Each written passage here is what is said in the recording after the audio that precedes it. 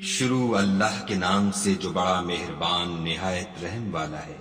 الف لام را، یہ خدا کی کتاب اور قرآن روشن کی آیتیں ہیں۔ کسی وقت کافر لوگ آرزو کریں گے کہ اے کاش وہ مسلمان ہوتے۔ اے محمد صلی اللہ علیہ وآلہ وسلم، ان کو ان کے حال پر رہنے دو کہ کھا لیں اور فائدے اٹھا لیں، اور طول عمل ان کو دنیا میں مشغول کیے رہے۔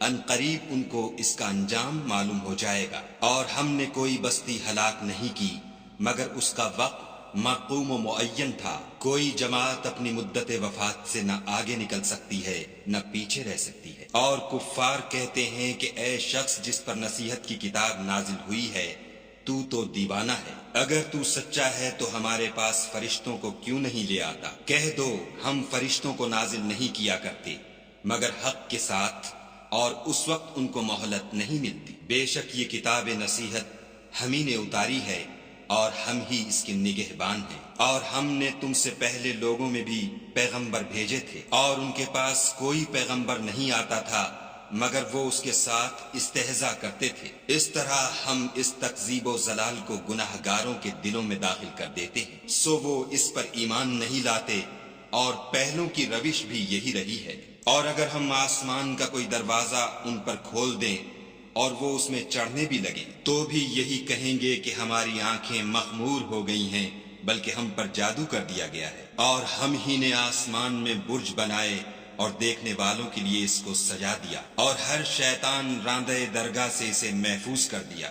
ہاں اگر کوئی چوری سے سننا چاہے تو چمکتا ہوا انگارہ اس کے پیچھے لپکتا ہے۔ اور زمین کو بھی ہم ہی نے پھیلایا اور اس پر پہاڑ بنا کر رکھ دیے، اور اس میں ہر ایک سنجیدہ چیز اگائی۔ اور ہم ہی نے تمہارے لیے اور ان لوگوں کے لیے جن کو تم روزی نہیں دیتے اس میں معاش کے سامان پیدا کیے۔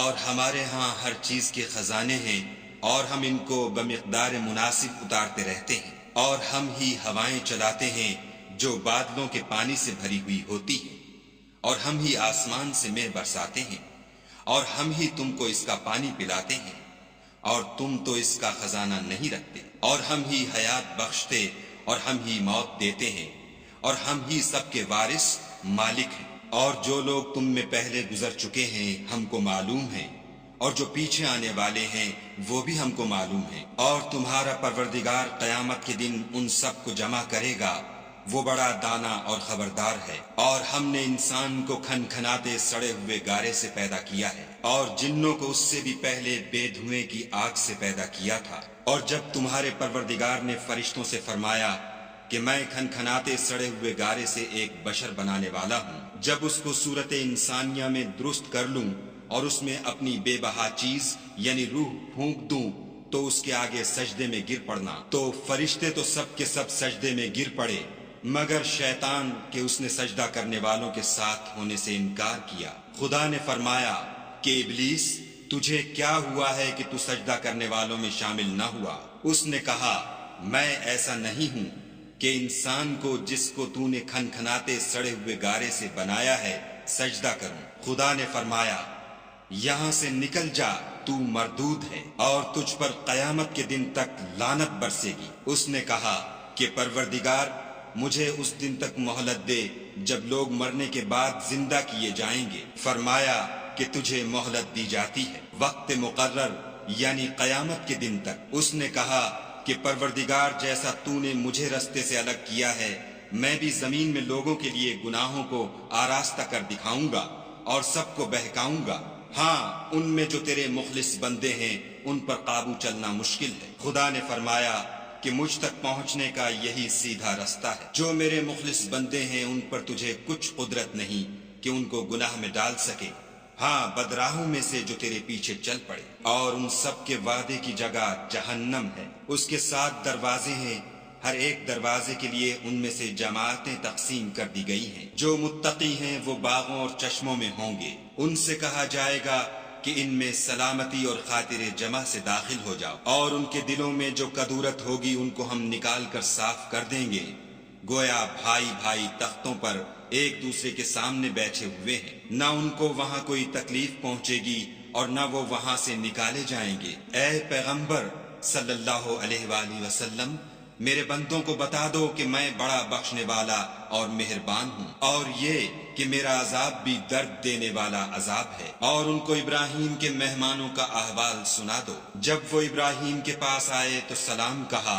انہوں نے کہا کہ ہمیں تو تم سے ڈر لگتا ہے۔ انہوں نے کہا کہ ڈریے نہیں، ہم آپ کو ایک دانش مند لڑکے کی خوشخبری دیتے ہیں۔ وہ بولے کہ جب مجھے بڑھاپے نے آ پکڑا تو تم خوشخبری دینے لگے، اب کاہے کی خوشخبری دیتے ہو؟ انہوں نے کہا کہ ہم آپ کو سچی خوشخبری دیتے ہیں، آپ مایوس نہ ہوجیے۔ ابراہیم نے کہا کہ خدا کی رحمت سے میں مایوس کیوں ہونے لگا؟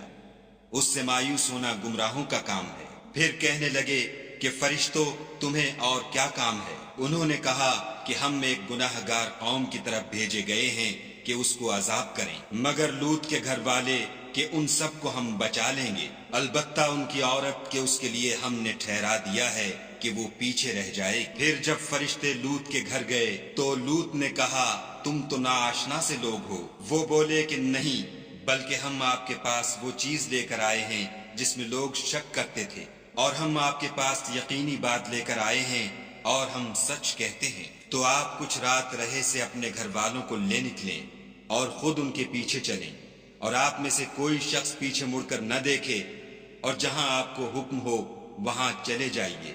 اور ہم نے لوط کی طرف وحی بھیجی کہ ان لوگوں کی جڑ صبح ہوتے ہوتے کاٹ دی جائے گی، اور اہل شہر لوط کے پاس خوش خوش دوڑے آئے۔ لوط نے کہا کہ یہ میرے مہمان ہیں، کہیں ان کے بارے میں مجھے رسوا نہ کرنا، اور خدا سے ڈرو اور میری بے آبروئی نہ کیجو۔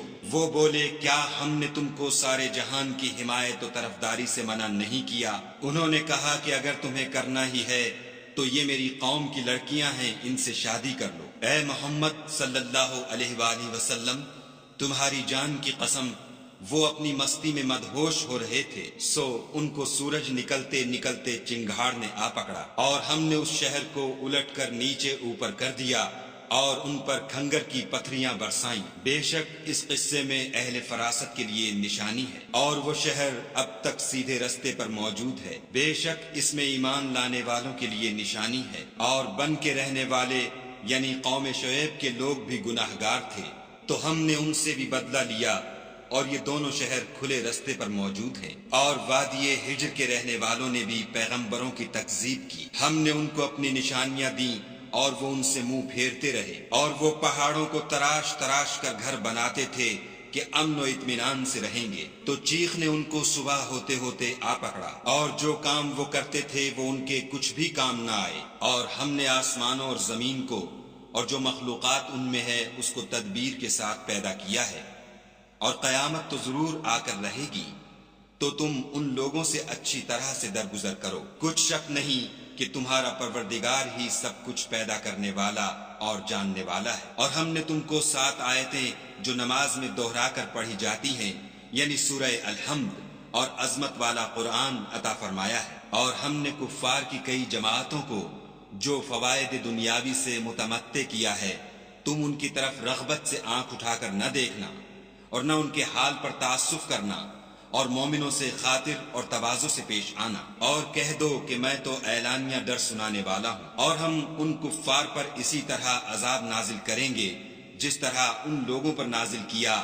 جنہوں نے تقسیم کر دیا، یعنی قرآن کو کچھ ماننے اور کچھ نہ ماننے سے ٹکڑے ٹکڑے کر ڈالا۔ تمہارے پروردگار کی قسم ہم ان سے ضرور پرسش کریں گے ان کاموں کی جو وہ کرتے رہے، پس جو حکم تم کو خدا کی طرف سے ملا ہے وہ لوگوں کو سنا دو، اور مشرکوں کا ذرا خیال نہ کرو۔ ہم تمہیں ان لوگوں کے شر سے بچانے کے لیے جو تم سے استہزاء کرتے ہیں کافی ہیں، جو خدا کے ساتھ اور معبود قرار دیتے ہیں، سو ان قریب ان کو ان باتوں کا انجام معلوم ہو جائے گا، اور ہم جانتے ہیں کہ ان کی باتوں سے تمہارا دل تنگ ہوتا ہے، تو تم اپنے پروردگار کی تسبیح کہتے اور اس کی خوبیاں بیان کرتے رہو، اور سجدہ کرنے والوں میں داخل رہو، اور اپنے پروردگار کی عبادت کیے جاؤ یہاں تک کہ تمہاری موت کا وقت آ جائے۔